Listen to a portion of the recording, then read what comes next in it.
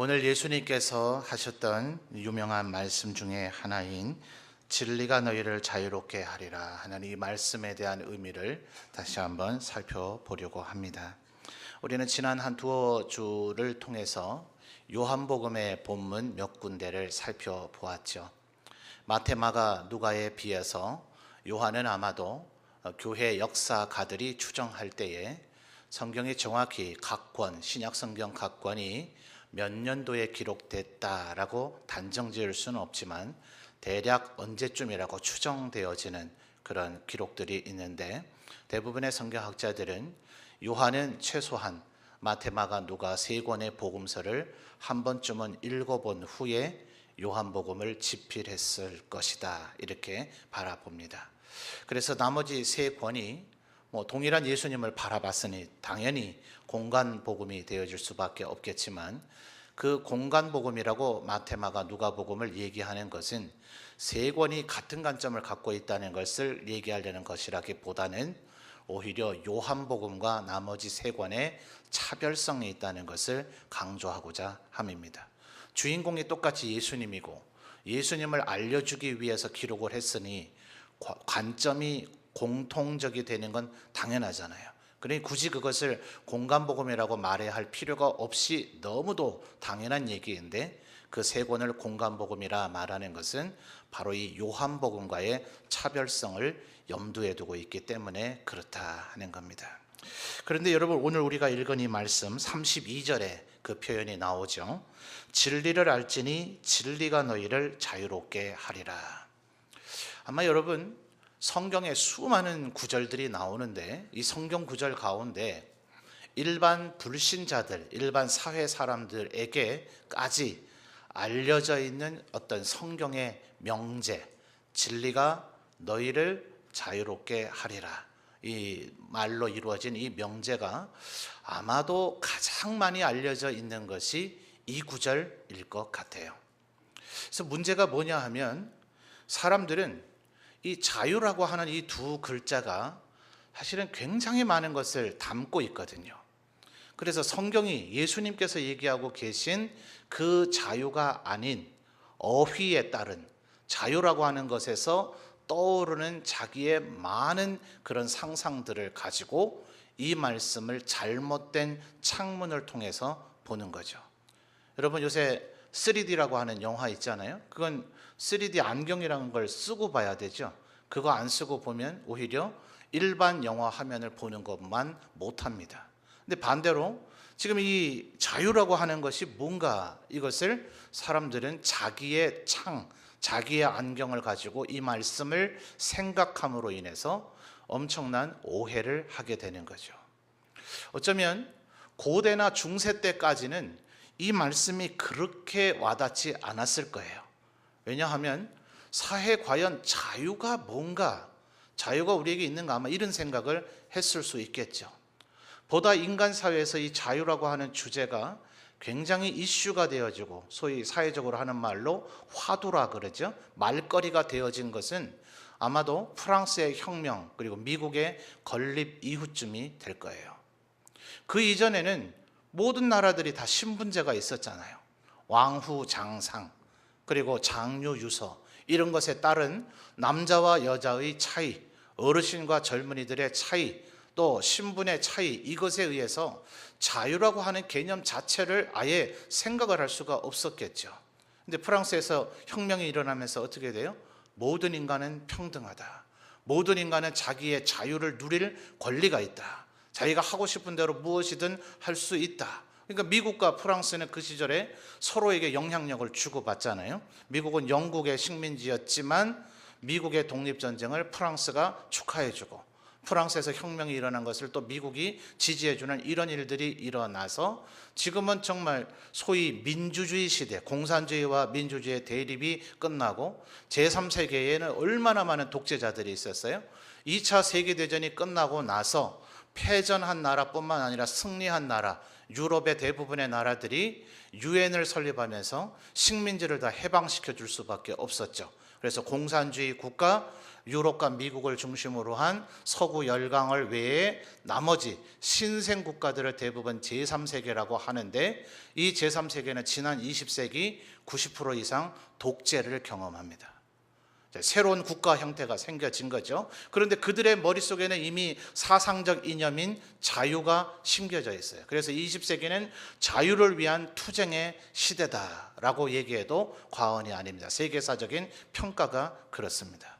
그러니까 아마 넓게 보면 그 프랑스 혁명과 미국의 건립에서부터를 보거나, 아니면 짧게 보면 20세기, 더 짧게 보면 1945년 이후 아마도 진리가 너희를 자유롭게 하리라 하는 이 말이 인간에게 가장 뇌리에 각인에 새겨졌을 것이다.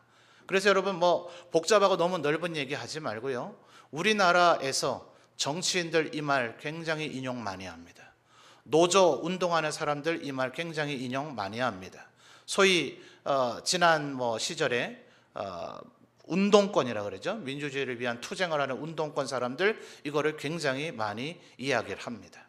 또 미국에서는 마틴 루터 킹 주니어 목사님을 비롯한 흑인 인권을 위한 운동들을 할 때, 그래서 오죽하면 우리 승리하리라, 우리 자유케 되리라 하는 것이 찬양처럼 불려졌을 정도예요. 아마 이 자리에 조금 연세 드시고 오래전부터 신앙생활 하시고 이런 사회 문제와 세계 기독교의 역사 흐름에 대해서 관심을 갖고 계신 분들은 제가 무슨 얘기를 하는지 대충 이해를 하실 거예요.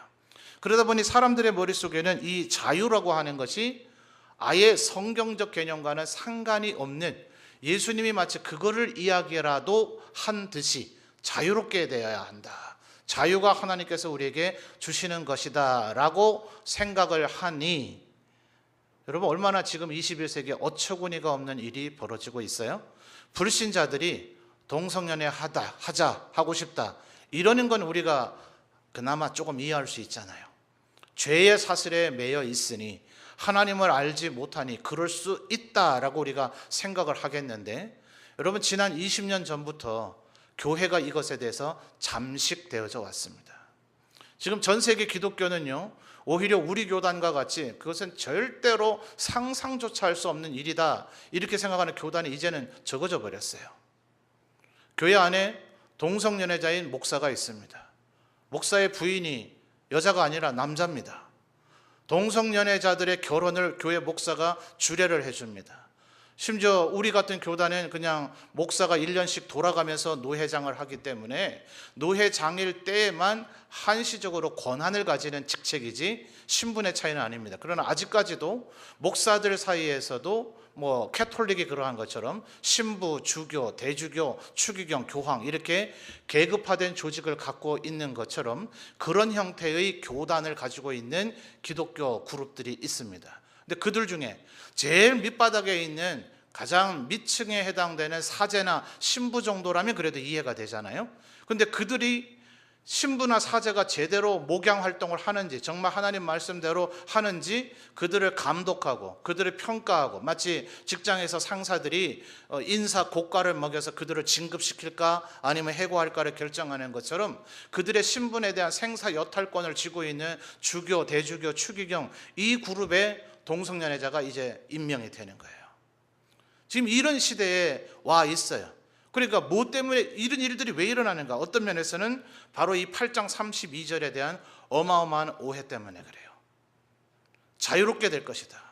우리의 머릿속에, 우리의 죄악된 본성 속에, 우리 마음속에 생각하고 있는 자유를 여기서 얘기하고 있는 자유라고 생각하고 그 자유를 예수님께서 우리에게 주기를 원하셨다라고 생각을 하는 겁니다. 자, 다시 한번 8장 32절을 보십시오. 진리가 알지니, 그 다음 뭐라고 얘기하죠? 진리가 너희를 자유롭게 하리라라고 얘기했어요. 그러니까 지금 어휘의 문법적 사용은 사실은 조건절은 아닙니다. 예를 들어 진리를 너희가 지킨다면, 너희 안에 진리가 충만하다면, 진리가 너희를 지배하고 있다면 너희가 자유롭게 될 것이다 라고 얘기한다면 이것은 분명한 조건절임이 분명하죠. 그래서 문법적인 형태로는 지금 조건절이 되어 있지 않지만 이 내용의 의미를 보면 진리는 조건입니다. 진리가 너희를 자유롭게 하는 거예요. 그냥 우리가 갑자기 어느 날 갑자기 자유롭게 되는 것이 아니라 진리, 그리고 그 앞에 분명히 32절 상반절에 먼저 선전제가 있죠. 진리를 알아야 된단 말이에요. 진리를 알아야 그 진리가 너희를 자유롭게 할 것이다 라고 예수님께서는 분명히 얘기하셨는데, 이미 자유에 대해서 자기의 자의적인 판단을 갖고 있는 이 20세기 이후의 인간들은 심지어는 이 앞의 문맥까지도 사라져버리는 거예요. 그래서 예수님이 우리에게 오직 뭘 주세요? 자유를 주신다. 앞에 진리는 어디로 아예 가버리고 없어요. 진리에 대해서는 얘기하지도 않고 진리에 대해서는 아예 언급하지도 않고, 예수님께서 오히려 강조하신 것은 다른 요한복음의 표현에서 내가 곧 뭐라고요? 길이요 진리요 생명이라고까지 얘기를 하셨는데, 앞에 전제인 진리는 어디론가 빼버리고 자유에 대해서만 얘기하는 시대를 살아가고 있다 하는 겁니다. 그래서 제가 최근에 오늘 오전 말씀도 그러하고 지난 요한복음 3시간 정도 우리 살펴봤잖아요. 한 절에 우리 스스로 곡해하고 왜곡하고 있는 현상들을 지금 바로잡고자 하는 겁니다. 그래서 이 8장 32절에 진리가 너희를 자유롭게 하리라 하는 이 말씀도 역시 요한복음 8장 전체는 좀 살펴봐야만 이 말씀에 대한 정확한 의미를 알 수 있기 때문에 오늘 31절부터 59절까지 조금 긴 본문이지만 시간을 할애해서 읽은 거예요. 자, 어때요 여러분? 31절부터 59절까지 아까 읽으면서 쉽습니까? 어렵습니까? 여러분은 어떠신지 모르지만 저는 정말 어려워요. 로마서와 거의 버금가게 이 요한복음은 어렵습니다. 아예 모르는 건 아니에요. 알 것 같기는 해요. 그런데 알쏭달쏭해요. 32절을 읽을 때는 분명히 뭔 뜻인지 알았던 것 같은데 한 40절, 그 다음에 44절, 51절 이쯤으로 넘어가다 보면 내가 지금 뭘 읽고 있나, 이거 이제 미궁에 빠진 것처럼, 오리무중이라 그러죠. 안개 속을 헤매고 있는 것처럼 오히려 무슨 얘기인지 잘 모르게 되어져요. 자, 일단 예수님과 지금 유대인들의 대화가 약간은 조금 생략이 많이 된 대화. 예수님께서 아주 친절하게 지금 선생님처럼, 마치 제자들이 이런 얘기를 했죠. 비유로 예수님께서 얘기해 주시고 난 이후에 나중에 저녁에 제자들이 따로 물었어요. 예수님, 낮에 비유 말씀하셨는데 저희 도저히 그게 뭔 말인지 모르겠던데요. 그 말씀의 의미가 뭡니까? 이렇게 제자들이 비유로 얘기하신 것을 질문해서 제자들 앞에서만, 무리는 거기 없습니다. 제자들 앞에서만 약간은 심층적이고 고차원적인 그 비유의 의미를 예수님께서 설명하고 교육하시는 내용들이 복음서에 몇 군데가 나옵니다. 그렇게라도 예수님이 지금 설명을 해 주시면 이 내용을 좀 알기가 쉬울 텐데, 예수님은 지금 이 유대인들과 논쟁을 하면서 그들의 어떤 허점들, 그들이 잘못 읽고 있는 부분들, 그들이 잘못 이해하고 있는 부분들을 마치 송곳 같은 것으로 쿡쿡 찌르듯이 이곳저곳을 지금 찔러대고 있는 모양새예요. 그러다 보니까 예수님의 설명이 교육을 목적으로 하고 있거나 이해를 목적으로 하고 있는 자세한 이어지는 논리적 설명이 아니기 때문에 이 8장은 이해하기가 조금 쉽지 않아요. 더군다나 동일 주제를 다루고 있지를 않습니다. 왜냐하면 32절부터 한 40절 어간까지는 아브라함의 자손이라고 스스로 자처하고 있는 유대인들, 그들이 과연 자유민의 상태인가 아니면 종의 상태인가? 예수님 뭐라고 얘기하세요? 34절을 보시죠. 예수께서 대답하시되 진실로 진실로 너희에게 이르노니, 그 다음 같이 읽어볼까요? 죄를 범하는 자마다 죄의 종이라. 예수님께서 지금 일단 유대인들에게 너희들의 상태가 자유롭지 못하다는 것을 알아야 된다, 이것을 이야기하고 계세요. 또 44절부터 이어지는 말씀을 보면 그렇게 되는 이유가 뭡니까? 그들이 거짓을 따르고 죄를 따르기 때문에 그렇습니다. 그리고 한 47절부터 58절까지는 예수님께서 하나님의 아들 그리스도이심을 이 토론 속에서 설명을 하고 계셔요. 그러니까 이 세 가지 자체다가 하나하나가 다 만만치 않은 주제이고 꽤나 어려운 주제인데 충분한 설명, 이해를 돕기 위한 지금 설명이 아니기 때문에 그것에 대한 개념을 툭툭 던져놓고 계시단 말입니다. 그래서 꼭 이것이 요한복음 8장을 이해하는 유일한 방법, 가장 표준적인 방법, 최선의 방법이라고 할 수는 없겠지만 어떤 성경학자들은 이렇게 제안을 합니다. 예수님과 유대인들의 대화에 그 모든 대화를 다 이해하려고 몰두하지 말고, 유대인들은 지금 자꾸 이런저런 쓸데없는 예수님을 좀 해방하고 예수님의 논리를 흐트러뜨리기 위해서 이 얘기 던져보고 저 얘기 던져보고 하고 있는 모양새이니 그들의 얘기는 무시한 채 예수님의 얘기만 일관되게 훑어보라는 거예요. 그러면 예수님의 얘기는 좀 왔다 갔다 하지 않고 계속해서 일관된 얘기를 하고 있다 하는 겁니다. 다시 8장 32절로 좀 돌아가 보죠. 지금까지 모든 거 다 제치어놓고 32절, 진리가 어떻게 한다고요? 너희를 자유롭게 하리라. 이 명제 자체가 지금 굉장한 비약을 담고 있어요. 진리가 도대체 뭔지, 진리를 안다는 상태가 도대체 뭔지, 자유가 뭔지, 또 그 진리를 알미 어떻게 자유를 우리에게 이루게 하는지에 대한 모든 설명이 없이 그냥 압축된 하나의 명제로 진리가 너희를 자유롭게 하리라 이렇게 선언하듯이 얘기를 하시니 어렵단 말이죠. 자, 그러면 예수님이 하신 말씀들을 중심으로 이 문장, 이 명제의 의미가 무엇을 얘기하고 있는지 먼저 좀 살펴보죠. 36절로 건너가 보겠습니다. 36절 여러분 읽어주십시오. 시작.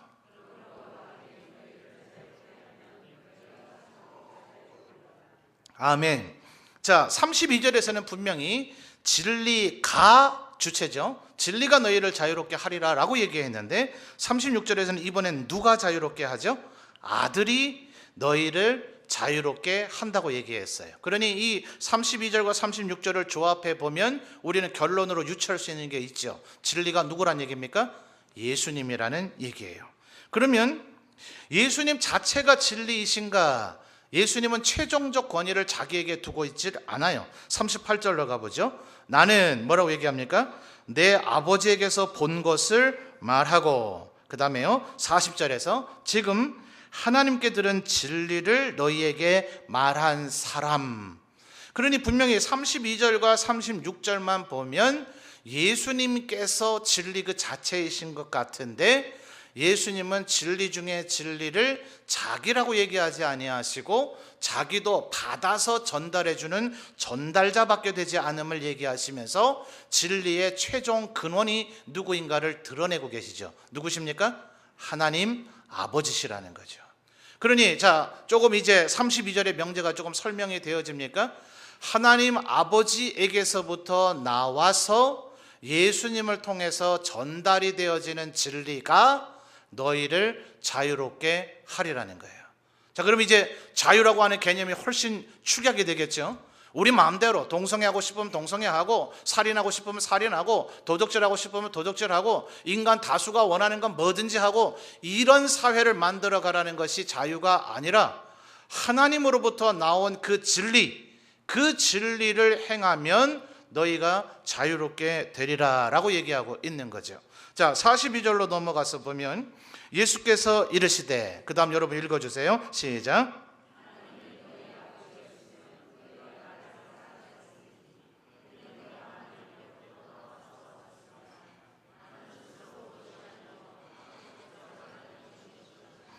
아멘.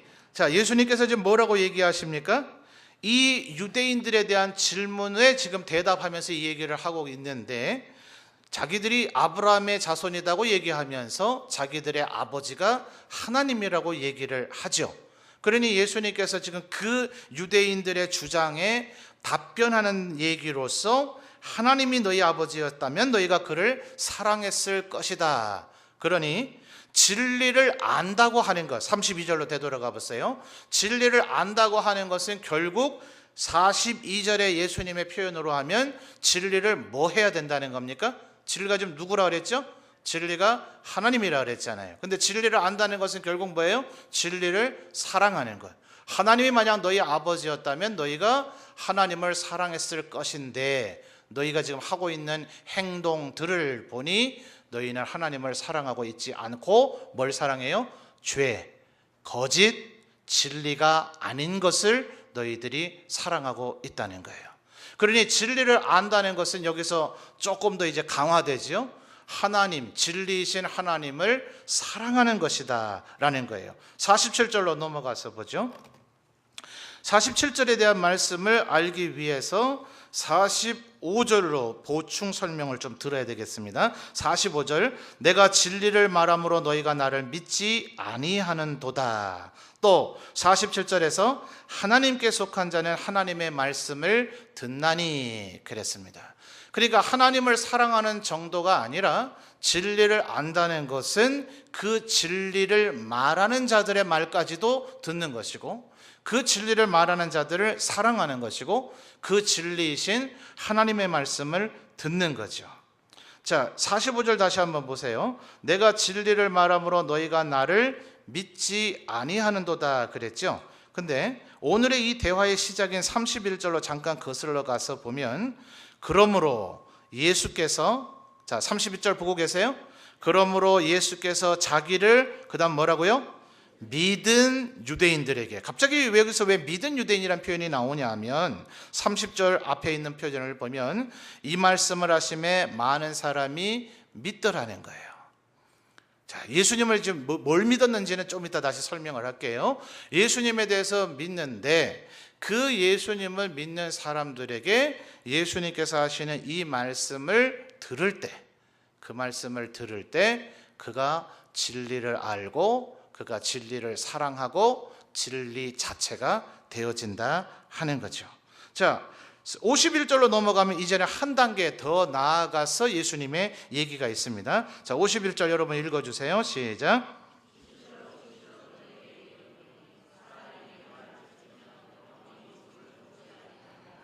아멘. 자, 우리말 번역에서는 진리, 그 다음에 진실 이렇게 좀 다르게 되어 있습니다만 51절에 진실로 진실로 너희에게 이르노니, 이 말은 예수님께서 하셨던 말씀 중에 당신 스스로 생각하실 때 이 말은 내가 하는 여러 말들 중에서 보다 더 중요한 말이라고 스스로 생각하실 때 이 표현을 관용적으로 쓰십니다. 그러니까 여러분 성경을 읽을 때, 복음서 특별히 읽을 때 진실로 진실로 너희에게 이르노니 이 말씀이 나오거든 정말 긴장하면서 그 말씀을 들어야 될 것 같아요. 그런데 사람이 내 말을 그 다음에 뭐라고 얘기하죠? 지키면, 자, 이게 진리가 혹은 진리를 알지니, 여기에 대한 한 단계 더 나아간 겁니다. 자, 정리합니다. 지금까지 해온 거 정리하죠. 예수님께서 진리를 알아야 되는데 그 진리가 너희를 자유롭게 할 것인데, 그 진리는 나 예수 그리스도인데 내가 진리의 근원이 아니라 하나님이 진리의 근원이시고, 나는 그래서 하나님을 통해서 본 것, 하나님이 나에게 얘기하라고 하는 것을 너희에게 전달해 준다는 거죠. 그러니 너희가 진리를 알고 있다거나 혹은 진리에 있다는 것은 이 진리의 말씀을 너희들이 사랑해야 되고, 이 진리의 말씀을 전해주는 나 예수를 사랑해야 되고, 이 진리의 말씀의 근원이신 아버지 하나님을 사랑을 하는 자여야 된다는 거예요. 사랑이라고 하는 개념으로 얘기했어요. 그것을 42절에서 표현했다는 거죠. 너희 스스로 지금 하나님의 자녀다, 하나님이 우리 아버지라고 주장하는데, 그런 주장을 하려고 한다면, 그래서 우리가 죄의 종이나 노예 상태가 아니라 우리가 자유민의 상태라고 주장을 하려고 하면, 하나님의 말씀을 사랑하고 그 말씀을 전달하는 나 예수를 사랑하고 그리고 전달되어지는 진리 자체인 그 말씀을 사랑해야 되는데, 그 사랑함의 상태가 뭐냐? 51절에서는 그것은 그 말을 지키는 것이다 라고 얘기를 하고 있다는 거예요. 자, 그럼 여기까지 온 것을 통해서 32절에 예수님이 얘기하신 명제를 조금 길게 풀어서 얘기할 수 있을까요? 하나님 아버지로부터 시작된 진리, 나 예수 그리스도를 통해서 전달되어지는 진리, 그리고 말씀으로 표현이 되어지는 이 진리를 너희들이 사랑하고 그 진리의 말씀을 지킨다면 그 진리의 말씀이 너희를 자유롭게 할 것이다. 아멘? 맞습니까? 충분히 좀 이해가 되어지죠? 지금까지 우리가 통상적으로 생각하는 그 막연한 허공에 뜬 것 같은 진리는 어디론가 사라져버리고, 자유, 와, 자유 너무나 좋잖아요? 인간에게 자유라는 게 얼마나 좋아요. 오늘날에도 여전히 우리는 자유에 대한 억압이 있잖아요.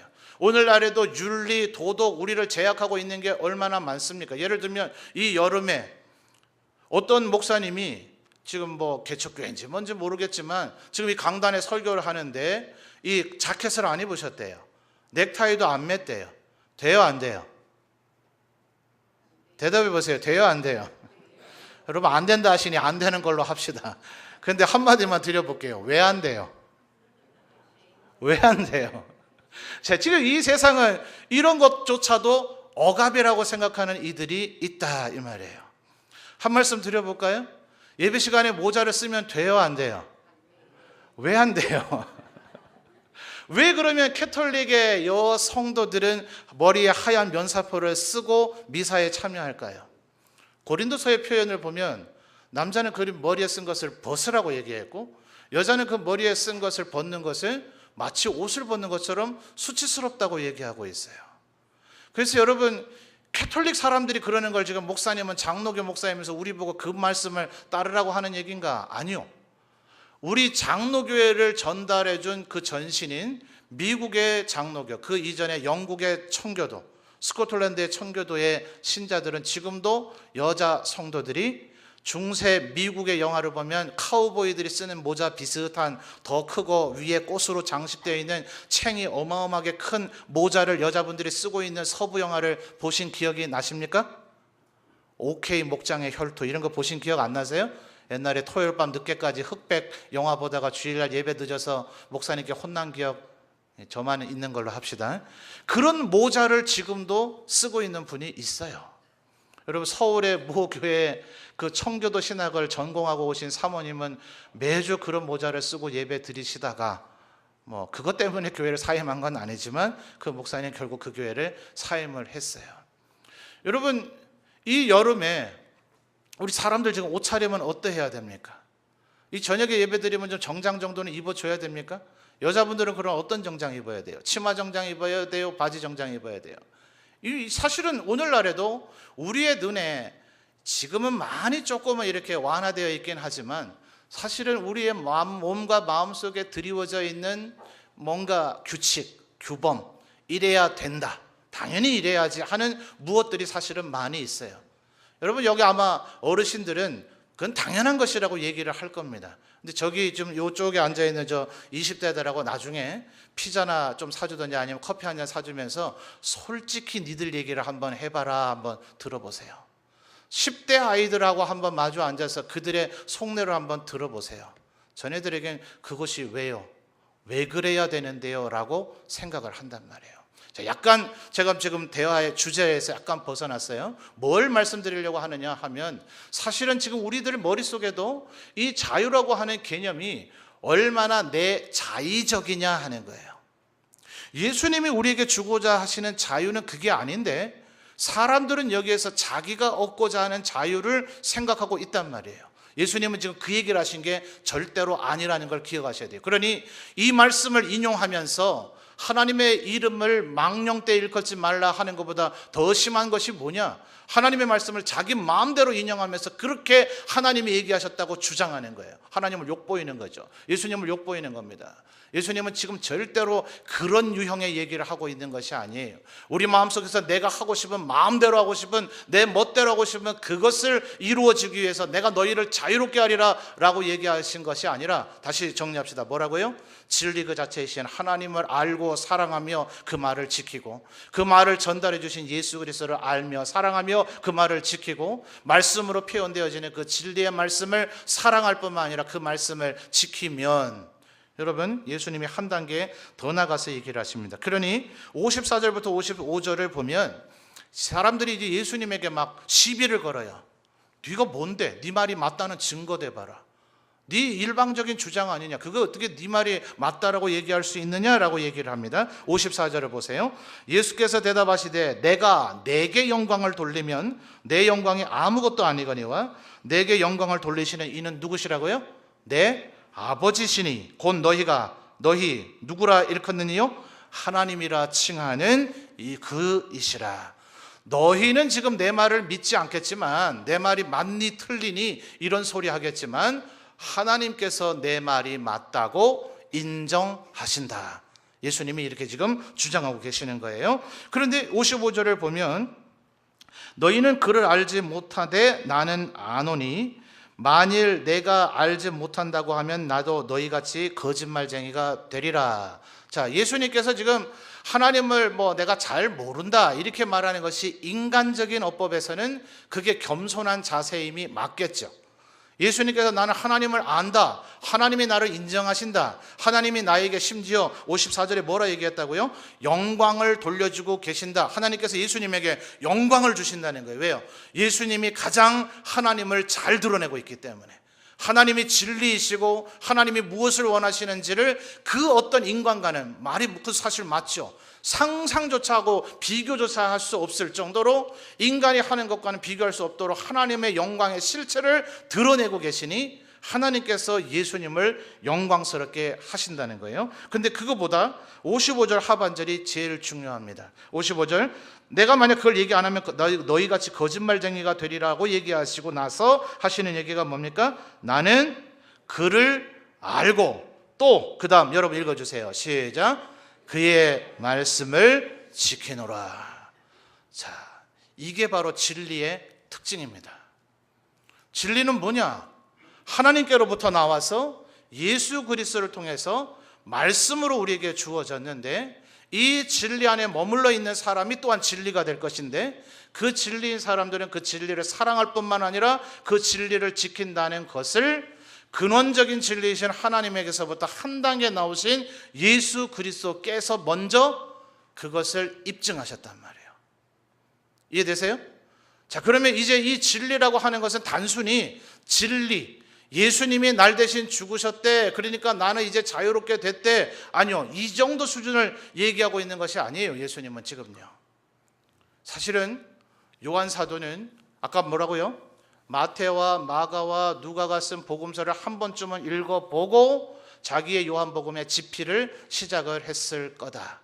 요한은 아마도 생각할 때 그렇다고 마태복음은 70점짜리 80점짜리 이런 개념이 아니라 요한 스스로도 얘기하죠. 예수님이 행하신 것, 예수님이 말씀하신 걸 만약 다 적어 놓는다면 그 책은 이 세상에 둘 수 없을 정도로 어마어마한 분량이 될 것이다. 그러니 마태, 마가, 누가복음이 불완전하다는 그런 의미가 아니라 어차피 다 얘기할 수 없어요. 예수님이 한 얘기 다 얘기할 수 없고 예수님이 행하신 기적들을 다 기록으로 남겨놓을 수 없으니 그 가운데서 예수님이 어떤 분인지를 설명해 주기 위해서 마태나 마가나 누가가 선택해서 기록을 남긴 건데 그들이 기록하지 않은 것을 나는 기록해 봐야 되겠다 하는데 요한의 기록은 사실은 일관된 얘기를 하고 있어요.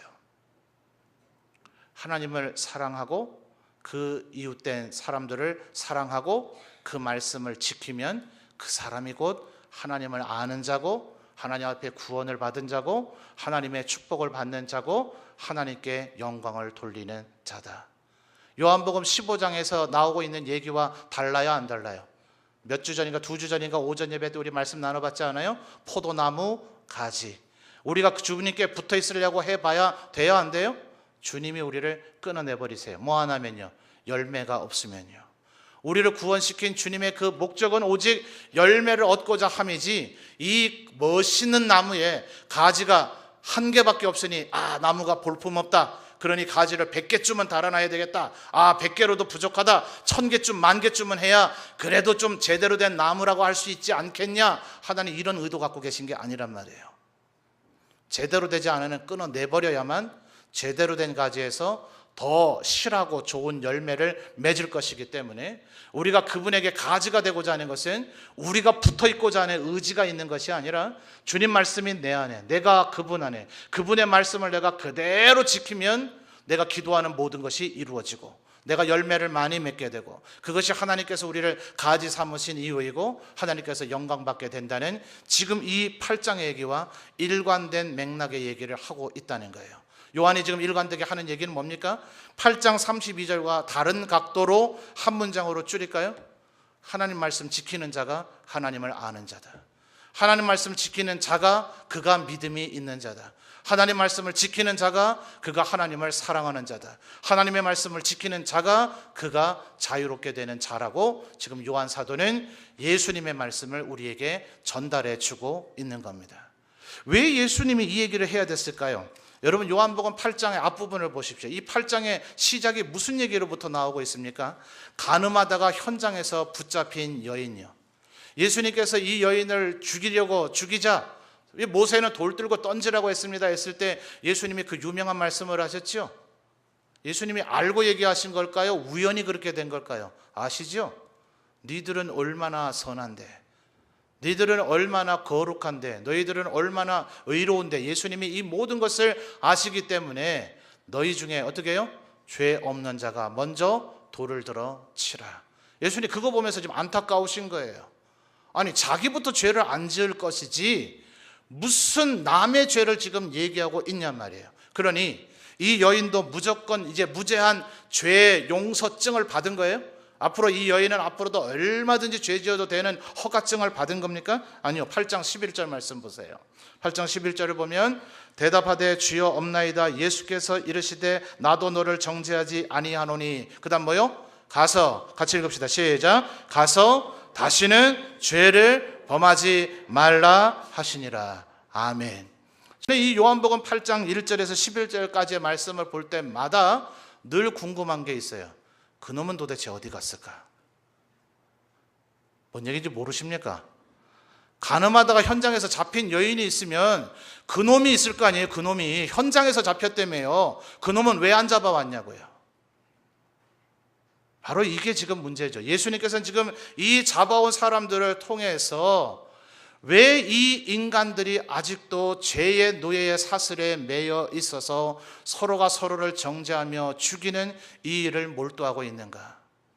이 여인이 아무리 음욕이 발동했다 한들, 아무리 간음하고자 한들 손바닥이 어떻게 해야 돼요? 마주쳐야 소리가 날 거 아닙니까? 그 누구라도 이 여인에게 맞장구를 치지 않았다면, 우리 모든 인간들이 범죄를 저지르고자 하더라도 누군가를 비방하고자 할 때 거기에 맞장구를 치지 않았다면, 어떤 범죄를 모색하고 음모를 꾸미기 시작할 때 그 누구도 거기에 맞장구를 치지 않았다면, 모두 다가 진리를 알고 하나님을 두려워하고 하나님을 사랑하고 하나님 말씀대로 살고자 했다면 우리들 모두 다가 자유롭게 될 거 아닙니까? 혼자 죄를 지을 수 있어요? 혼자 죄 지을 수 있습니까?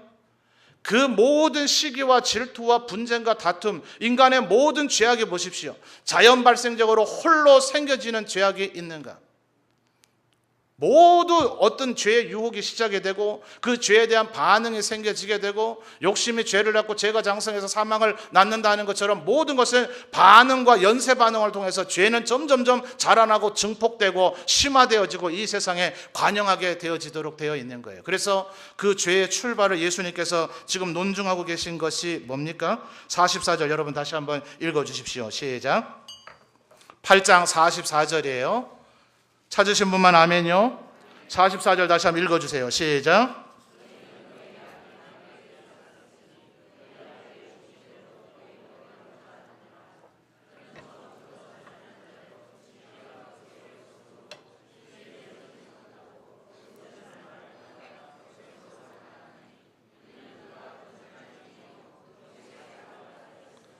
아멘. 모든 것의 출발 뭡니까? 거짓말에서 하와를 속였던 뱀의 형상을 한 마귀, 거짓의 아비. 그러니 여러분, 하나님께서 거짓을 지금 얼마나 예수님께서 지금 정죄하고 그것을 싫어하시는가를 기억하십시오. 거짓을 말하는 자, 거짓을 생각하는 자, 거짓되게 살고자 하는 자, 진리를 아는 자가 아닙니다. 진리를 사랑하는 자가 아닙니다. 예수님을 사랑하는 자가 아닙니다. 하나님을 아는 자가 아닙니다. 그는 진리가 무엇인지 모르는 자입니다. 그러므로 그는 절대로 자유롭게 될 수가 없습니다. 그래서 태초 때로부터 시작되는 이 인류 역사를 44절 한 절 속에서 예수님이 줄여주면서 그 중간에 뭐가 있어요? 다시 한번 보세요. 너희는 너희 아비 마귀에게서 났으니 너희 아비의 욕심대로 너희도 행하고자 하느니라. 그는 처음부터 살인한 자요. 그 다음 뭐요? 진리가 그 속에 없으므로 진리에 서지 못했다 하는 거예요. 바로 이것입니다, 여러분. 진리를 그들은 모르는 거예요. 어떤 사람이요? 죄를 좋아하고 죄를 행하고 하나님 말씀대로 살지 않는 자. 그래서 이것은 막연히 하나님께서 우리에게, 물론 십자가의 보혈로 우리에게 은혜를 베풀어 주시지만 성부 하나님께서 에베소서 1장 3절부터 5절까지 뭐예요? 성부 하나님께서 태초전에 우리를 예정하시고 그 이후에 이어지는 말씀, 예수 그리스도께서 우리를 대신하여 십자가에 달려 죽으심으로 우리의 모든 죄를 씻으시고 13, 14절에 뭐예요? 성령님을 통하여 우리가 그것을 영접하고 받아들임으로 우리가 그분의 하나님의 기업의 후사가 되어진다. 그러니 여러분 반응하셔야 돼요.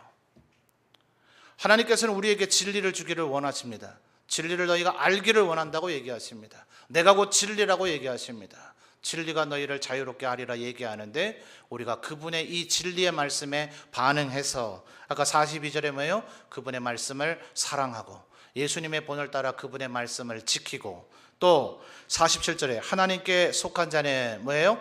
하나님의 말씀을 뭐합니까? 듣나니. 말씀을 듣고 그 말씀을 사랑하고 그 말씀을 지킬 때 하나님께서는 여러분을 죄와 죽음에서 자유롭게 해 주실 줄 믿습니다. 이 자유는요, 사실은 어떤 의미에서는 자유가 아닐지 모릅니다. 하나님께서 우리에게 주시는 자유는 왜요? 하나님 말씀대로 사는 새로운 억압이기 때문에 그렇습니다. 이 말을 오해 없이 잘 들으세요. 그런데 이 진리를 아는 사람은 그것은 억압이라고 여기지 않습니다. 주인의 집의 아들. 그래서 예수님께서 35절에 뭐라고 얘기해요? 마지막 요것만 살펴보죠. 종은 영원히 집에 거하지 못하되 그 다음 뭐예요? 아들은 영원히 거하나니. 아들들은 이것을 억압으로 여기지 않습니다. 하나님의 말씀을 알고 하나님의 말씀을 사랑하고 하나님의 말씀을 지키는 것이 제일 좋은 것임을 압니다. 그것을 명예라고 생각합니다. 그것을 지키는 것을 기쁨으로 여깁니다. 바로 그 상태, 그 마음의 상태 자체가 진정한 자유인 줄 믿습니다. 여러분, 진리를 더욱더 알아가시고 그 진리 안에 거하시고 진리를 지켜 행하심으로 말미암아 하나님이 우리에게 주기를 원하시는 진정한 자유를 누리시는 우리 모든 성도들 되시기를 주님의 이름으로 축원합니다.